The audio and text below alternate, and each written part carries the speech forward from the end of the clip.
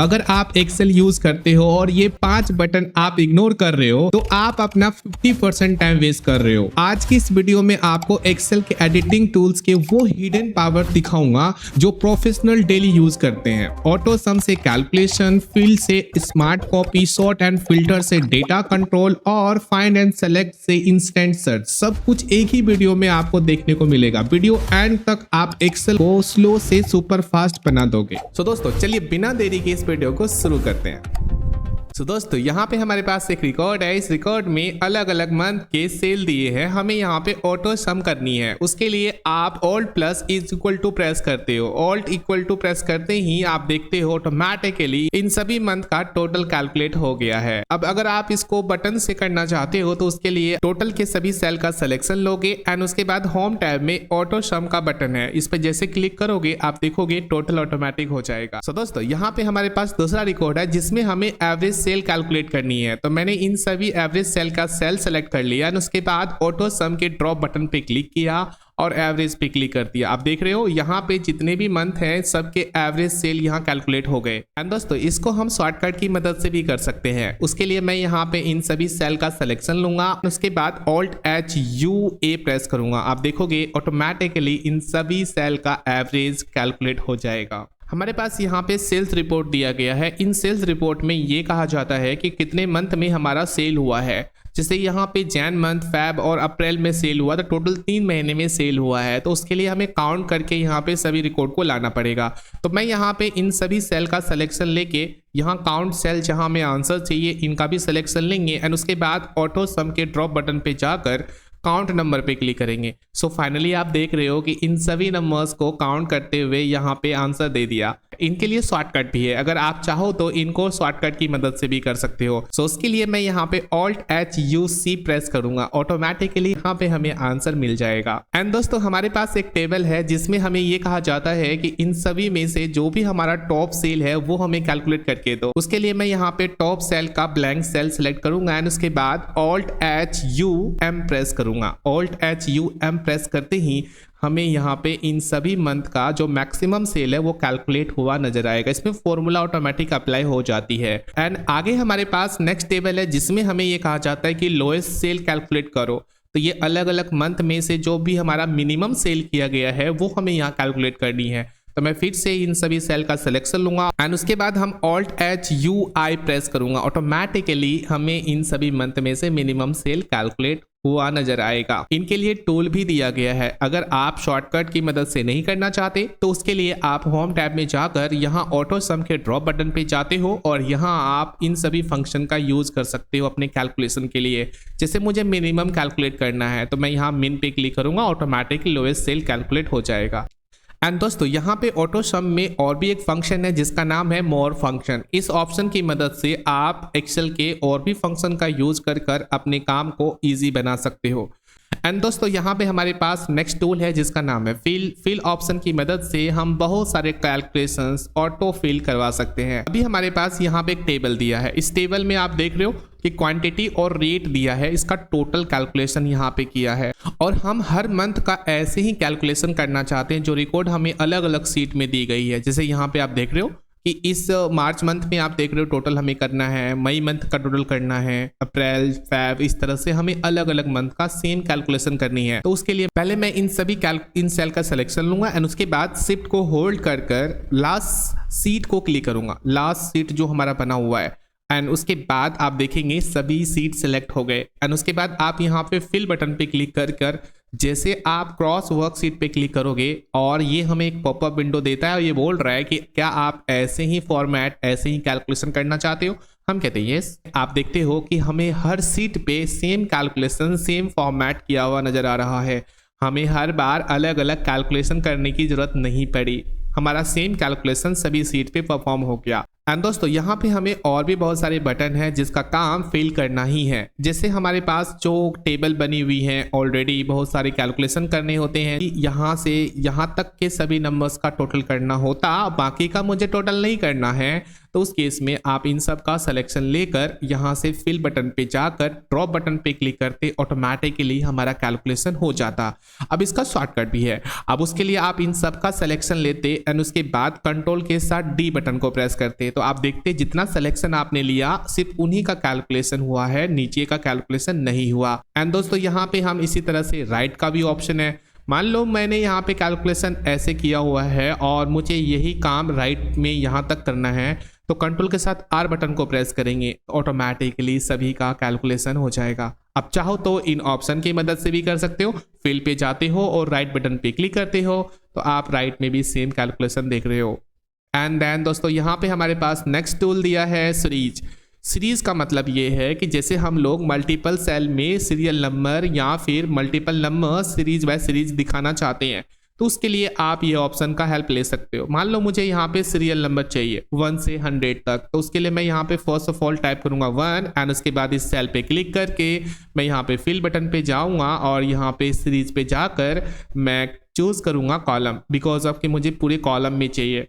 Then उसके बाद हमें यहाँ पे स्टॉप वैल्यू देना है 100 एंड उसके बाद यहाँ ओके बटन पे क्लिक करना है। सो फाइनली आप देख पा रहे हो कि हमारा 1 से 100 तक कैलकुलेशन ऑटोमेटिक हो गया।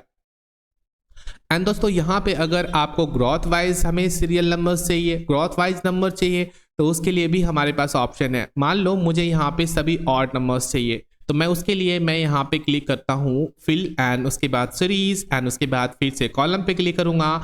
और क्योंकि मुझे ऑड नंबर चाहिए तो मैं यहाँ पे स्टेप वैल्यू दूंगा 2, बिकॉज कि 1 के बाद 2 गैप आते हुए 3 आएगा और मुझे स्टॉप करना है केवल 15 तक। तो मैं यहाँ पे देख पा रहा हूँ कि यहाँ पे 3, 5, 7 और इस तरह से 15 में स्टॉप हो गया।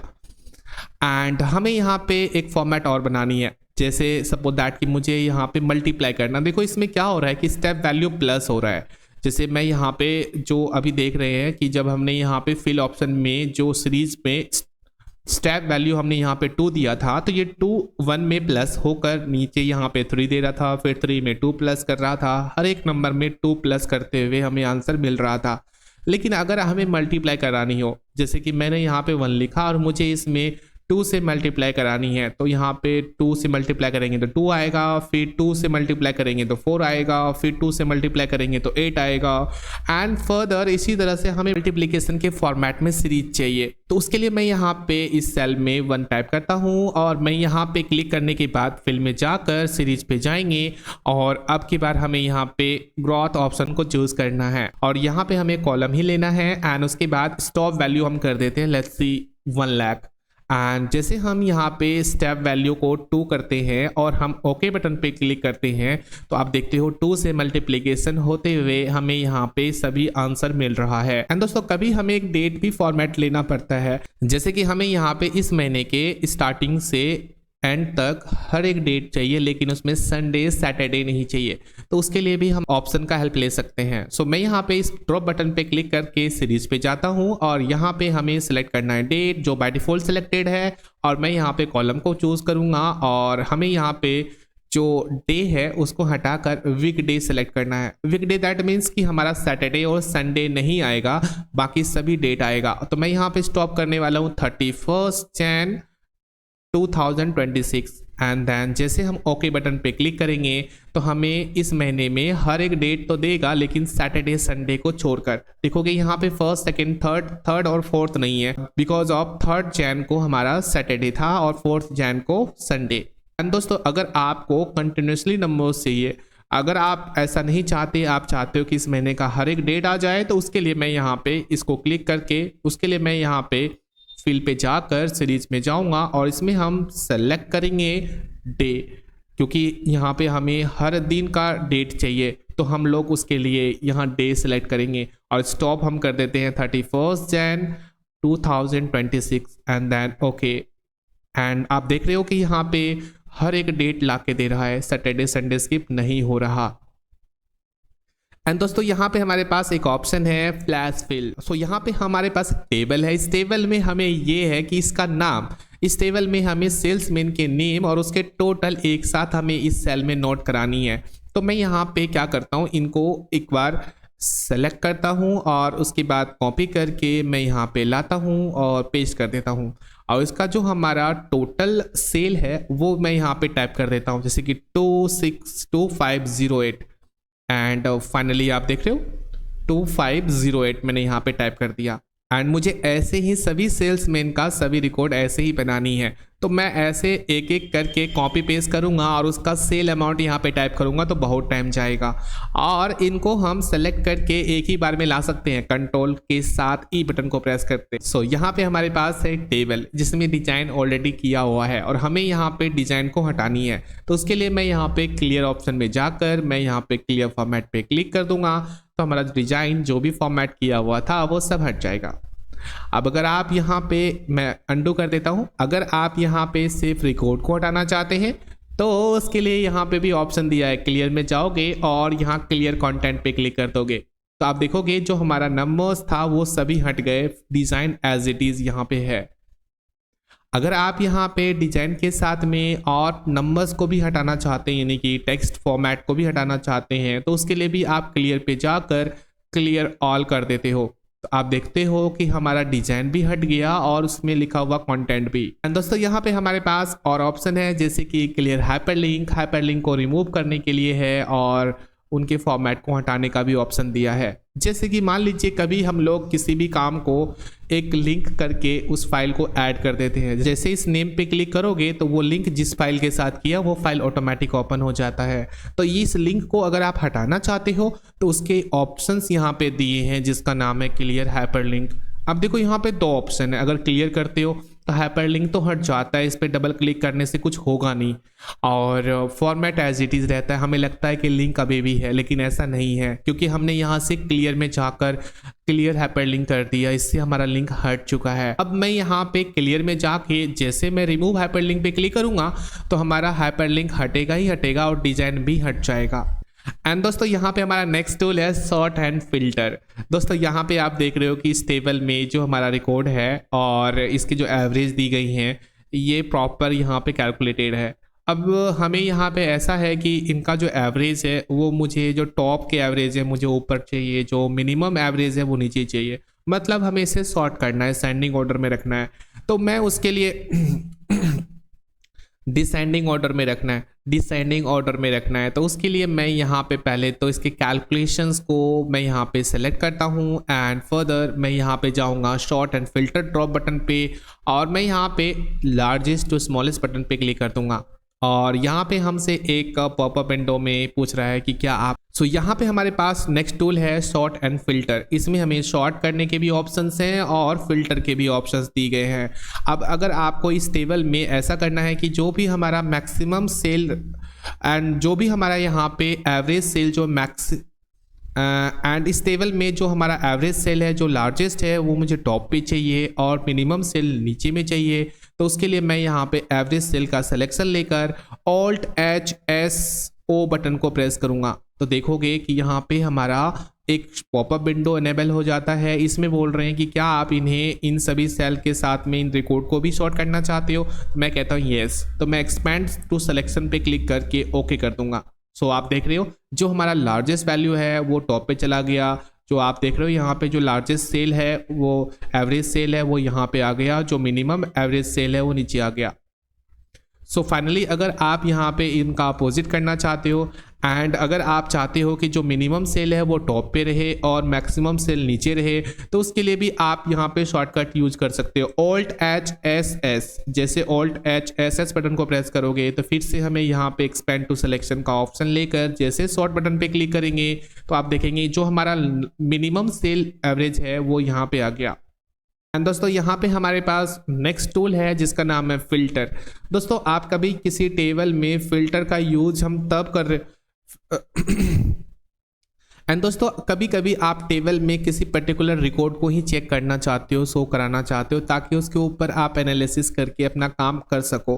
तो सेम अगर ऐसा आपको कभी करना है तो उसके लिए आप फिल्टर का हेल्प ले सकते हो। जैसे कि मैं इस पूरे टेबल में सिर्फ डेस्कटॉप कंप्यूटर, इस टेबल में मुझे सिर्फ राउटर का ही प्रोडक्ट शो करानी है तो मैं उसके लिए Ctrl+Shift+L बटन को प्रेस करूंगा। फर्स्ट ऑफ ऑल तो मैंने यहाँ पे पूरा टेबल सेलेक्ट किया है एंड Ctrl+Shift+L बटन को प्रेस करते ही हमारे सामने टेबल के टॉप में जो ड्रॉप बटन यहाँ पे शो हो रहा है इसी ड्रॉप बटन को फिल्टर कहोगे, इसी ड्रॉप बटन को फिल्टर कहते हैं। तो इस फिल्टर की मदद से आप यहाँ देख रहे हो कि जो यूनिक प्रोडक्ट है वो यहाँ पे सिर्फ शो हो रहे हैं, बाकी कॉमन रिकॉर्ड शो नहीं हो रहा।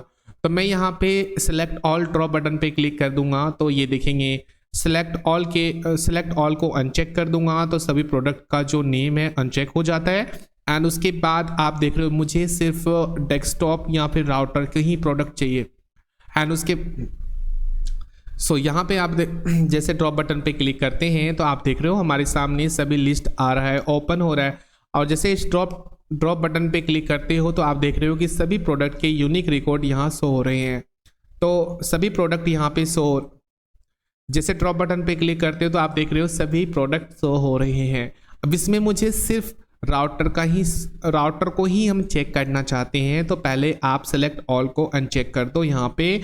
एंड उसके बाद राउटर को क्लिक करके आप ओके करो तो सिर्फ राउटर के ही प्रोडक्ट शो करेंगे। एंड दोस्तों यहाँ पे हमारे पास नेक्स्ट टूल है जिसका नाम है फाइंड एंड सेलेक्ट ऑप्शन। दोस्तों इस ऑप्शन की मदद से हम बहुत सारे काम ऐसे करते हैं जिसका काम होता है सिलेक्शन। जैसे मान लीजिए मेरे को यहाँ पे किसी पर्टिकुलर रिकॉर्ड को मैंने यहाँ पे, जैसे कि मान लीजिए हमारे पास ये टेबल है, इस टेबल में आप देख रहे हो कि कुछ ऐसे रिकॉर्ड हैं जहां हमारा लिखा हुआ नहीं है, कुछ एरर्स हैं, कुछ नंबर्स हैं। तो हमें यहाँ पे कुछ कैलकुलेशंस भी करनी है और उस बेसिस पे और मैंने यहाँ पे इनका टोटल भी निकालनी है। तो मैं एक काम करता हूँ, यहाँ पे इन सभी नंबर्स का सिलेक्शन लेके एंटर कर देता हूँ और उसके बाद नीचे ड्रैग कर देता हूँ तो हमारा टोटल भी हो जाता है। तो इनमें ही हमारा कैलकुलेशन किया हुआ है। तो यहाँ पे हमारे पास एक टेबल है, इस टेबल में हमारे पास डिज़ाइन। यहाँ पे हमारे पास यहाँ पे हमें एक टेबल है। एंड दोस्तों यहाँ आप देख रहे हो कि रिकॉर्ड लिखा हुआ है और कुछ कैलकुलेशन भी की हुई है और कुछ सेल ऐसे हैं जहाँ पे लिखा हुआ है ही नहीं, वो ब्लैंक है बिल्कुल। तो अब अगर आप मैं यहाँ पे ये कहूँ कि मेरे को इन सभी रिकॉर्ड में से जो हमारा कैलकुलेशन जितना है उसी को सिलेक्ट करना है तो उसके लिए आप यहाँ पे इस ऑप्शन में जाओगे find and select drop button पे। एंड यहाँ आपको कैलकुलेशन के लिए फॉर्मूलाज का ऑप्शन मिलेगा। जैसे मैं यहाँ फॉर्मूला पे क्लिक करता हूँ तो देख रहे हो कि जहाँ हमारा फॉर्मूला है लिखा हुआ उसी को सिलेक्ट कर रहा है। और मैं यहाँ पे एक ऑप्शन और यूज़ करने वाला हूँ जिसका नाम है कॉन्टेंट। जैसे कंटेंट्स पे क्लिक करके ओके करूँगा ना तो आप देख रहे हो कि जहाँ हमारा कैलकुलेशंस नहीं है, जो हमारा टेक्स्ट लिखा हुआ है जिसमें एक्चुअल में लिखा हुआ वैल्यू है वो सिर्फ हमारा सिलेक्शन हो रहा है। मैं इनमें कोई भी फॉर्मेट अप्लाई कर सकता हूँ, मैं चाहूँ तो कलर कोई भी फॉर्मेट अप्लाई कर सकता हूँ। जैसे कि मान लो मैंने यहाँ पे कलर दिया तो जो भी हमारा सेल में लिखा हुआ वैल्यू है उसमें सिर्फ कलर आ रहा है। तो ये काफ़ी अच्छा ऑप्शन है जिसकी मदद से आप इंडिविजुअल रिकॉर्ड को सेलेक्ट करके और उसमें कोई भी काम कर सकते हो। अब इसमें कई बार ऐसे भी होती है एंड कई बार हम लोग यहाँ पे कंडीशनल फॉर्मेटिंग भी इसमें यूज़ करके अपने काम को कर रहे होते हैं। जैसे सपोज दैट कि मैं यहाँ पे कंडीशनल फॉर्मेटिंग अप्लाई कर देता हूँ, 50,000 से अब जो भी नंबर्स हैं उनको हमें कलर करना है तो मैंने यहाँ पे अप्लाई कर दिया। तो उस केस में भी ये जब आप यहाँ जाओगे कंडीशनल फॉर्मेटिंग जहाँ पर भी अप्लाई हुआ होगा सिर्फ उन्हीं को सिलेक्ट करेगा। अब देख रहे हो मान लो मैं इन सभी सेल में भी कंडीशनल फॉर्मेटिंग को अप्लाई कर देता हूँ, सेम फॉर्मेट में यहाँ से अप्लाई कर देता हूँ, ठीक है। एंड अब आप देख रहे हो कि हमारे दोनों कंडीशन, दो सेल में, दो कॉलम में हमारा कंडीशनल फॉर्मेटिंग अप्लाई किया गया है। और अगर आप इन दोनों कॉलम में अब आप यहाँ पे कंडीशनल फॉर्मेटिंग जहाँ जहाँ अप्लाई है उनको सेलेक्ट करना चाहते हो तो उसके लिए फिर से इसी ड्रॉप बटन पे जाकर कंडीशनल फॉर्मेटिंग पे क्लिक कर दो। तो देख रहे हो कि दोनों कॉलम में सभी रिकॉर्ड सेलेक्ट हो गए हैं। तो ये काफ़ी अच्छा ऑप्शन है, फाइंड एंड सेलेक्ट ऑप्शन की मदद से अपना काम बहुत ही ईजिली सेलेक्ट कर सकते हो। और दूसरा ये भी है, अगर मान लो और साथ ही अगर मान लो हमें किसी पर्टिकुलर रिकॉर्ड को फाइंड करना है तो उसके लिए मैं यहाँ पे फाइंड बटन पे यूज़ करूँगा। उसके लिए मैं यहाँ पे फाइंड ऑप्शन का यूज़ करूँगा। जैसे मैं फाइंड पे क्लिक करता हूँ तो मेरे सामने एक पॉपअप विंडो आता है। इसमें हम लिख कर जो भी रिकॉर्ड हम फाइंड करना चाहते हैं उसे हम आसानी से फाइंड कर सकते हैं, ट्रैक कर सकते हैं। जैसे मान लीजिए मुझे यहाँ पे एक पर्टिकुलर नाम फाइंड करना है, राहुल। अब जैसे आप फाइंड नेक्स्ट पे क्लिक करते हो तो वो केवल उसी नेम को फाइंड करेगा।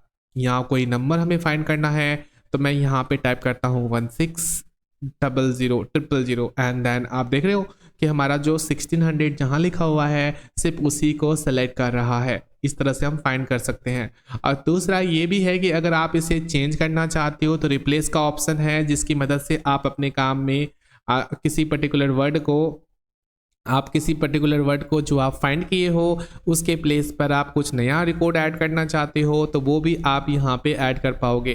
जैसे कि मान लो 16,000 के बाद हमें यहाँ पे 37,000 हमें चाहिए, तो मैं यहाँ पे रिप्लेस पे क्लिक करता हूँ तो आप देख रहे हो कि हमारा वो नंबर्स हाईलाइट हो रहा है, आई मीन वो नंबर्स चेंज हो रहा है। तो सो फाइनली इस तरह से हमने जाना एडिटिंग ग्रुप के सभी टूल्स के बारे में। दोस्तों अगर आपको ये वीडियो पसंद आ रहा हो तो प्लीज़ एक लाइक ज़रूर कीजिएगा, और साथ ही अगर आप ऐसे ही एक्सेल के ट्यूटोरियल देखना और सीखना चाहते हो तो हमारे इस चैनल को ज़रूर सब्सक्राइब करिए। धन्यवाद।